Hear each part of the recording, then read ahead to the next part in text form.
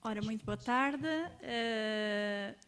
Ilustre Presidente de Mesa, obrigadíssima pela introdução. Caríssimos colegas de mesa, muito obrigada pelo prazer e pela honra que me dão de estar comigo, ou de hoje estar convosco. O meu tema leva-me a pensar no modo como o corpo pode ser usado na literatura para a reflexão identitária.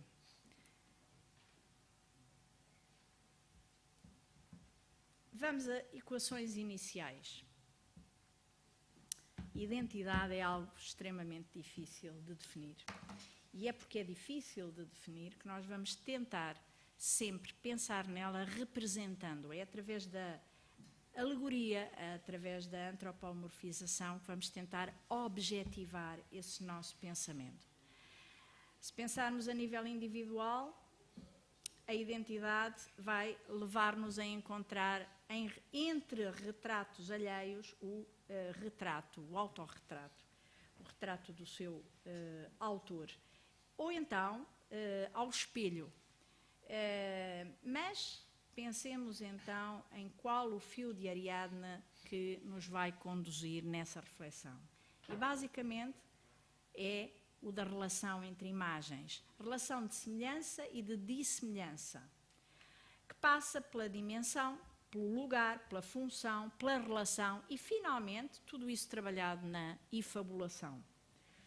Por exemplo, no caso da dimensão, temos, de facto, a Alice, do outro lado do espelho, a Alice no País das Maravilhas, a dar-nos conta do modo reflexivo.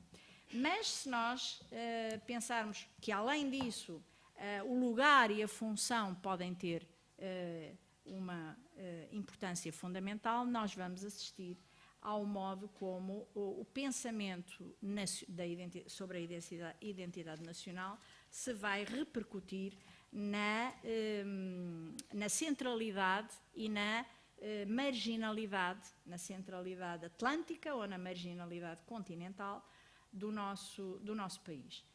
Mas há que ter em conta um olhar que sobre a identidade e as imagens que a corporizam se exerce, e é o olhar da arte. O olhar que nos conduz, através de uma relação narrativa, de uma relação com perspectiva distanciada, através de diferentes efabulações. Comecemos pela Europa. E antes disso, no início, vamos encontrar a Europa pensada em termos de mapas, por exemplo, na geografia de Estrabão, ou em termos de ideias, quando Rob Riemann nos diz a Europa é uma ideia, uma bela ideia, um modelo de civilização.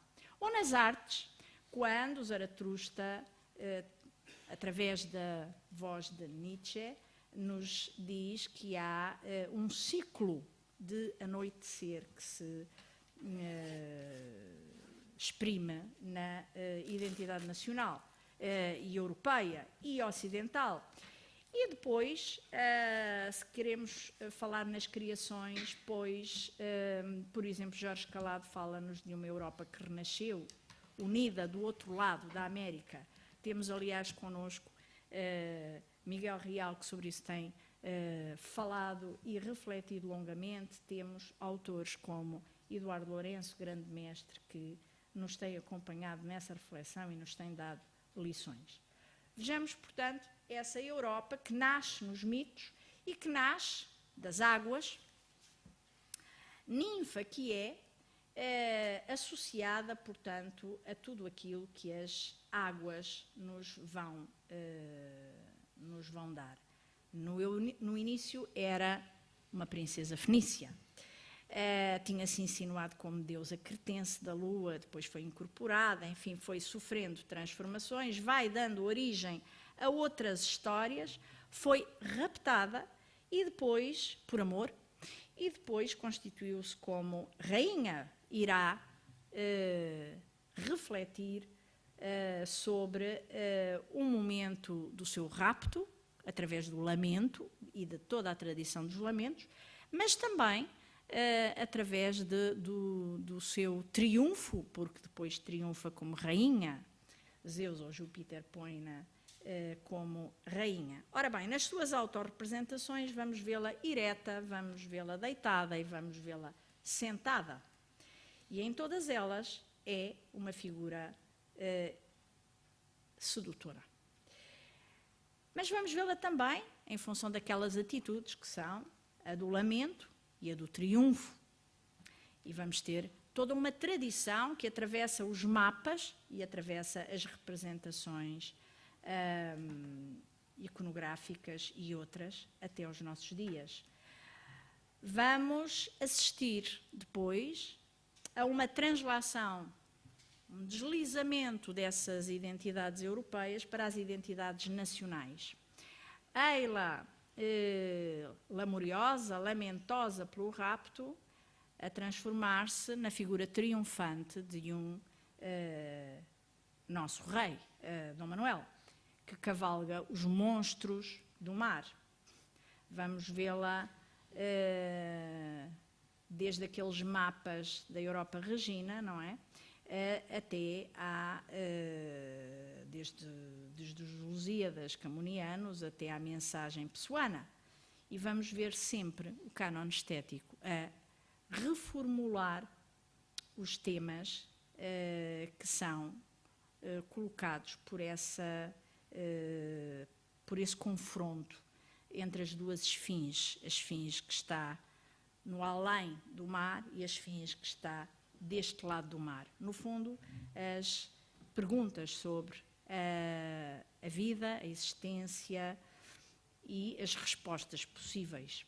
Prometeu, Édipo, Ulisses, Fausto vão permitir dar sucessivamente respostas que vamos ver reformuladas por toda a arte e da Europa para Portugal e de Portugal para Lisboa nós vamos assistir a um processo de replicação, miniaturização identitárias. Lisboa vai ser a menina e moça que a Europa também foi, que Portugal também foi. É uma tradição de representação das cidades que nos chega através do feminino e que vem dos grandes textos do nosso cânon, na origem do cânon, Bíblia, por exemplo.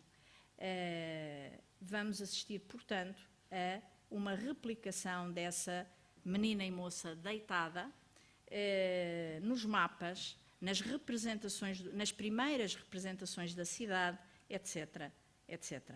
Mas vai também acontecer o repensar-se, a reflexão sobre a sua própria corporalidade, através do micro e do macro, da relação entre micro e macro, e daquilo que pode ser uma medida que reúna e relaciona, em termos proporcionais, o micro e o macro. A medida áurea surge como uma das medidas através da qual outras são pensadas e que nos levam a refletir sobre a identidade.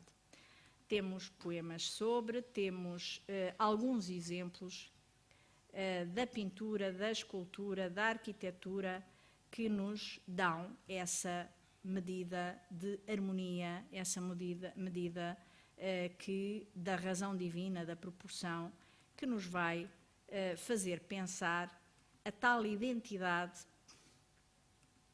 das formas várias até aos jogos de espelhos e jogos de olhares, ou seja, quando se introduz uma certa perversidade também neste processo. Não tenho agora tempo de vos mostrar algumas outras coisas, mas inclusivamente as artes e as ciências são pensadas através da alegoria e não é por acaso. O corpo é fundamental.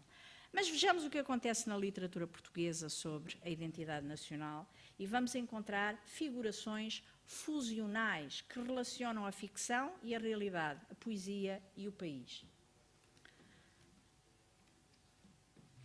Claro que temos a figura do artista, do poeta, o olhar estético que acompanha toda a produção. E vamos ver o Rouxinol de Ovídio atravessar toda a nossa literatura ocidental e, no caso da nacional, passar pela medieval, desde a Menina e Moça e das Cantigas de Amigo, até ao Rouxinol que encontramos nas Viagens da Minha Terra e que nos levam, a uma crise fundamental. É uma crise em que Joaninha enlouquece e desaparece, morre, enfim. Mas já lá iremos. Comecemos, portanto, com Garrett. E com Garrett há um nascimento de Vênus. No retrato de Vênus, ela emerge do trabalho de um esteta. Ao colocá-la na balança da Europa, ao colocá-la Joaninha, Vênus, Portugal, na balança da Europa, vai dizer que essa Europa é uma figura feminina que ele vai atravessar. É essa terra que ele vai atravessar nas Viagens da Minha Terra e que nos vai demonstrar. Com uma história dentro da história. Nós vamos, através de uma janela vazia, acompanhar uma narração e na absência da figura da janela e vamos encontrar uma série de figurações que nos transportam ou que nos dão uma hermenêutica da história de Portugal, da história nacional. O percurso e, se quisermos, o grande plano de Lisboa vai encontrar a sua visão micro, a sua representação mais reduzida nos olhos de Joaninha. E há todo um processo de representação que nos leva até ela. Ora bem, a primeira representação de Joaninha é muito claramente a representação de uma Vênus ereta. Ela está em pé e é feita de uma admirável simetria de proporções. É a perfeita harmonia de cor, de forma e de tom que nós encontramos nela. E o retrato é-nos dado completo. Mais tarde, reencontramos-la sentada, deitada, de alguma forma confundida com a natureza. E essa é, se quisermos, a representação das Vênus no seu boudoir. Aliás, é exatamente disso que fala o nosso Garrett. É o ideal do demi-jour da coquette parisiense. Sem arte nem estudo lhe preparara a natureza no seu boudoir de folhagem. Vamos assistir ao encontro, ao modo como Marte, o homem, o ser de guerra, o estrangeiro, aquele que nos vem de fora, encontra a nossa figura adormecida, o nosso Portugal bela adormecida. O seu retrato é de um guerreiro, é, portanto, Marte. E nós sabemos que Marte não teve um bom final. A relação de Marte com Vênus, digo eu, não teve um bom final. O Rouxinol chama-nos a atenção. Esse Rouxinol que nos vem da Antiguidade Clássica, desculpem, isto tem para aqui, exatamente, avisa-nos sobre esse final triste, não é? Esse final que assinala com suspiros magoados e sentidos e que nos prepara para o drama. Continuemos nesses autorretratos que fazem aquilo que nós podemos designar, tomando o título de José Matoso de Empréstimo, identificação de um país. Claro que passamos pelo masculino, claro que passamos pela heráldica masculina, mas observemos a literatura. E vamos ver nessa literatura a representação que nos vai conduzir do litoral e da Finisterra para o interior, o centro, o rio, que nos vai levar através de um percurso de vida, morte e ressurreição. Folhemos o verbo literário. Claro que podemos passar por estas três etapas que nos permitem falar das cantigas de Amigo e das perguntas femininas às ondas do mar de Vigo ou, enfim, a todos os outros elementos da natureza, passando pela Menina e Moça de Bernardino Ribeiro até à nossa ideal e espiritualíssima figura. Temos uma figura que, no final, enlouquece e morre. Enlouquece e desaparece. Vamos reencontrá-la e a ela viremos. Antes disso, lembro que nós passamos por algumas outras identificações. A identificação que Antero de Quental faz de Portugal com Cristo, apresentando-o na sua genealogia por excelência. E falando da alma, que também iremos reencontrar. E anunciando o hino da manhã, ou seja, o renascer. Vamos, sem dúvida, passar por essa de Queiroz, que nos apresenta uma figura masculina e uma figura muito mais pragmática, aquela figura que nós vamos encontrar no final da ilustre Casa de Ramires e que é o nosso amigo Gonçalo Mendes da Maia. Guerra Junqueiro vai conduzir-nos através de uma identificação entre Portugal e um doido, a esse ciclo de morte e ressurreição, paixão e ressurreição.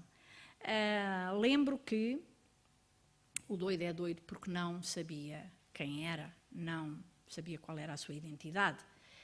Claro que ela estava sinalizada por um livro rasgado, sem capa, sem autoria, sem um livro onde se conseguiam perceber alguns fragmentos, dos quais esta é a ditosa pátria, minha amada. Portanto, essa identidade é uma identidade que é recuperada quando ele se confronta pela primeira vez com essa figura estranha e luminosa que ele vai identificar como o meu retrato fui eu, sim, fui eu, um outro eu que andou no mundo a pé e morreu. Essa figura que incorpora, esse espectro luminoso que incorpora no doido e que, a seguir a esse encontro, nos conduz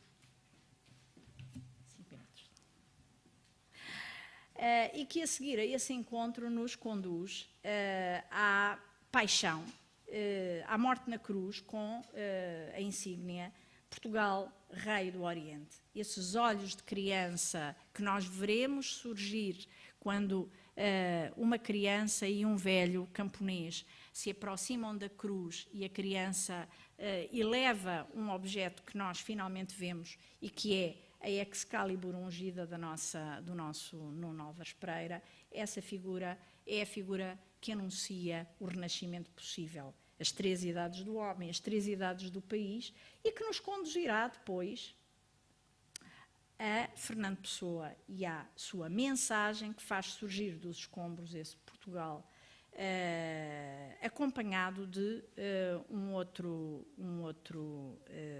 autor, que é o nosso Almada, que vai descobrir em 58, e desculpem, mas eu vou saltando bastante, porque isto já é a versão breve do texto, que vai descobrir o lugar do oculto, o lugar do culto, nesse mosteiro de Santa Maria da Vitória, na Batalha, na Capela do Fundador. O reencontro que já tinha acontecido, embora de outra forma, nas Viagens da Minha Terra, com o que lá não estava. Esse rei, senhor e sonho que institui no final da mensagem um novo Portugal, uma nova etapa, e que a Renascença vai colher e que a filosofia portuguesa vai reescrever, vai retomar, através, inclusivamente, da incorporação da identidade numa figura estranha, difusa, que o final do século lhe ofereceu e que vinha de trás, evidentemente, mas que é o anjo de Portugal, que acaba por, que nós encontramos no portal dos Jerónimos e que nós acabamos por ver que anuncia com ele, com um horóscopo, uma possibilidade de renascimento. Vida, morte, renascimento.